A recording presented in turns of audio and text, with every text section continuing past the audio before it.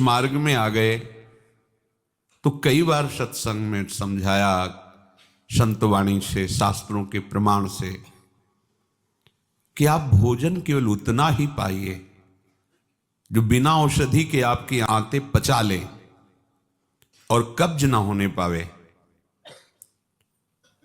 यदि आप रसेंद्री के स्वाद के वशीभूत होकर के प्रसाद खूब ग्रहण कर लिए, वातों की सामर्थ्य नहीं है, क्योंकि आप क्रियारत नहीं हैं। अब अभी आपको 8-10 घंटे बराबर क्रिया करनी हो तो पच जाएगा गरिष्ठ पदार्थ, पर आपको क्रिया नहीं ऐसी। रसेंद्री के स्वाद के वशीभूत होकर अधिक प्रसाद पालेंगे तो आपसे दिनचर्या नहीं होगी, उदास रहेगा मन। कब्ज होने पर भजन में रुचि नहीं रहती, कब्ज होने पर प्रमाद स्थिति रहती है। इसलिए साधक किसी औषधि से कब्ज निवारण का उपाय नहीं है, ये बहुत सावधानी की जरूरत है। ये बिल्कुल सहज सरल बात आपको बता रहे हैं। यदि कब्ज रहित होना है तो प्रातः काल उठ करके सबसे पहले भगवद स्मरण, गुरुदेव को प्रणाम, वृंदावन को प्रणाम, संतों का स्मरण, फिर पानी को गर्म कीजिए। आधा लीटर, पौन लीटर, 1 लीटर, 1.25 लीटर, जितनी तुम्हारी पीने की सामर्थ्य है। रुचि नहीं कह रहे, पी सकते हो। ऐसा गर्म नहीं, चाय जैसा, हल्का गर्म करके और वज्रासन में बैठ करके आराम आराम से पीजिए। 15 मिनट वज्रासन में बैठकर धीरे धीरे पीजिए। थोड़ा टहलिए उस पानी पीने के बाद, फिर सो जाइए। आप अगर 1-2 दिन की बात हो तो आप कि चलो हमें वहां लघु शंका जाना पड़ेगा, पानी नहीं पीते हैं, तो आप बीमार हो जाएंगे। आंतों को जरूरत है मल रहित होने की, नहीं वो इतनी हीट पैदा करेंगे कि आपके गुदाद्वार में रोग हो जाएगा, आपको गैस बनने लगेगी, एसिडिटी, आपको कई परेशानियां आ जाएंगी। फिर आप भजन क्या करेंगे, सत्संग क्या सुनेंगे? साधु की, उपासक की, साधक की एक दिनचर्या होती है। ऐसा नहीं होता कि मनमानी आचरण। आपकी दिनचर्या सही नहीं तो आपका भजन कहां से सही होगा? आपका जब पेट साफ रहेगा तो आप आराम से प्रसन्न मुद्रा में भजन कर सकते हैं। आपकी आंतों की सामर्थ्य ये समोसा, चटनी और ये मूंग का हलवा, ये विविध प्रकार के पदार्थ पचाने की नहीं है। ये उनकी है जो बहुत मेहनत करते हैं, किसान हैं, सेवा कार्यरत हैं। आपको तो बस मूंग की दाल या घिया की सब्जी और 2 रोटी प्राण पोषण के लिए चाहिए। प्रसाद पाने के बाद आपको लगे कि मैं अभी 2 रोटी पा सकता हूं, इतने में बंद कर दो, क्योंकि हमें पानी भी इसमें डालना है, वायु के लिए भी खाली रखना है, पूरा यहां से नहीं ठांस लेना है।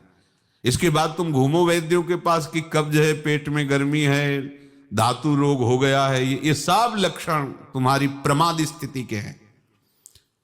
मनमानी आचरण प्रमाद स्थिति के हैं। मनमानी आचरण, भागवतिक सत्संग के साथ साथ आपकी शारीरिक दिनचर्या के भी सत्संग हुए हैं। ऐसा नहीं कि ऐसी बात पहली बार बता रहे हैं। कब्ज रहेगा तो स्वाभाविक वीर्यपात हो जाएगा। आप गलती के आचरण करेंगे तो नस नाड़ियां इतनी शिथिल हो जाएंगी कि बिना किसी प्रयास के वीर्यपात हो जाएगा। नाना प्रकार की मन की जो वृत्तियां हैं उनको रोकने के लिए पहले हमें थोड़ा शरीर को स्वस्थ रखना है। स्वस्थ रखने का मतलब चर्बी बढ़ाना नहीं है। हल्का भोजन, साधक हो आप, प्रभु के भोग में सब कुछ बन रहा है, वो पा रहे हैं, उनकी महिमा है। हम इतना ले लेते हैं, प्रसाद भी हो गया, अपना जीवन यापन करते हुए भजन कर रहे हैं। कम भोजन, बिल्कुल कम नहीं, पर कम भोजन ये हमारी आध्यात्मिक शक्ति को बढ़ाता है। अधिक भोजन सात्विक हो तो भी तमोगुण बन जाता है। दूध सात्विक है, आप थोड़ा लेंगे सतोगुण प्रकट करेगा, और आप अधिक मात्रा में ले लेंगे, वही सतोगुण बढ़ाने वाला तमोगुण बढ़ा देगा, प्रमाद स्थिति ला देगा। पेट साफ नहीं हुआ और डालते चले जा रहे हो तो क्या होगा, आंतों में वो जलन ताप ऐसा पैदा होगा कि प्लास्टिक की तरह कड़ा हो जाएगा मल, और वही आपके फिर गुदाद्वार रोग और भी कई तरह के रोग आप समझते नहीं। अरे भजन करने के लिए हमें जो अध्यात्म में चलना है, हमारी ये शरीर रूपी गाड़ी स्वस्थ होनी चाहिए। प्रारब्ध वशात अचानक कोई भयानक रोग आता है, वो हमें प्रभु सामर्थ्य देते हैं, नाम भगवान सामर्थ्य देते हैं, हम जिनका जप कर रहे हैं। लेकिन हम प्रमाद स्थिति में, तुम इनको पदार्थों को अच्छा समझते हो क्या? प्राण पोषण के लिए केवल जरूरत है, और ऐसा मत समझे कि अच्छे पदार्थ खा रहे, काहे को तुम मन की चक्कर में फंस रहे हो। संयम से चलो, पेट नहीं साफ हुआ भोजन नहीं पाना मत। खीरा ले लिया, मूली ले ली, काम चला ले, एक बार दोपहर में पा ले 2 खीरा 2 मूली, बस शांत, प्राण पोषण के लिए हो गया, अपने आप साफ हो जाएगा। सुबह जब पानी पियोगे एकदम साफ हो जाएगा। नहीं, भजन कहाँ है? कहाँ है वो वृत्ति जिससे हमें श्यामा श्याम के सुख वाला बनना है? बस यही दुख में घूमते रहो, फिर शाम के बना, दोपहर के बना, सुबह बना, फिर भी तृप्ति नहीं होगी। मान लो मेरी बात, ये माया की चाल है। साधु अपनी शरीर पर शासन करता है, इंद्रियों पर शासन करता है। शरीर को जितनी आवश्यकता बस उतना कठोर बनो, इस बात के लिए, अपने लिए कठोर बनो, दूसरे की पवाने के लिए नहीं। दूसरा तो भगवत स्वरूप मान, अपने लिए हर साधक अपने लिए शासन रखे। पहले से देख लो, एक दिन पा के देख लो, मेरा 4 रोटी से काम चल जाएगा, बाल भोग की जरूरत नहीं। मत पाओ। जब आपका पेट साफ नहीं तो बाल भोग रुकेगा नहीं, राजभोग रुकेगा नहीं, क्योंकि बर्बाद ना हो जाए ना, वो शयन भोग रुकेगा नहीं। और वो फूलता चला जा रहा है, क्रम से मल की परत पे परत जमती चली जा रही। आप इनको समझिए, अभी आप परमार्थ के मार्ग में चले हो, आपको बहुत जरूरी शरीर को हल्का और स्वस्थ रखना, नहीं आपसे भजन नहीं हो पाएगा। ये एक दिन का विषय नहीं कि आप सत्संग में आके बैठ गए हो गया। आपको नित्य सत्संग करना है, आपको नित्य वाणी पाठ करना है, आपको नित्य भजन करना है। आपकी दिनचर्या, आपका खान पान बिल्कुल संयमित होना चाहिए। देखो, यदि आप गंदी बातें करोगे, गंदी हरकतें करोगे, तो विश्व में कोई ऐसा वैद्य नहीं कि आपको ब्रह्मचारी दवा से बना दे।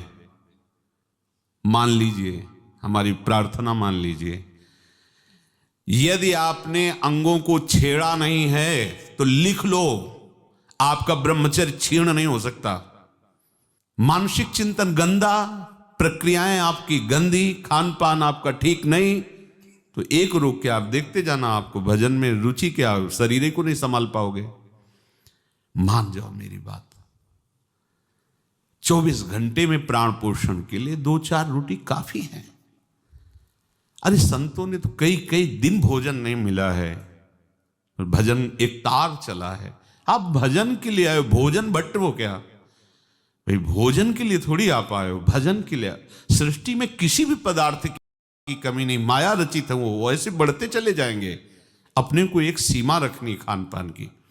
एक नए साधक को देखा कि भोजन पाने के समय एक रस्सी में गांठ बांधे हुए थे, इधर और इधर, और जब उसी गांठ से गांठ ऐसे फिट करके बांध लिया भोजन पाने के पहले, बस जहां पाए तो रस्सी टाइट, जहां रस्सी टाइट हुई तो बस छोड़ दिया, भोजन में ही छोड़ दिया ऐसे। फिर कोई कितना भी प्रयास करो नहीं पाते थे। ये बाहर है, आंतरिक जितेंद्रियता की बात नहीं, इसकी जरूरत नहीं रस्सी की पेट में बांधने की, पर अच्छा लगा प्रारंभिक स्थिति में।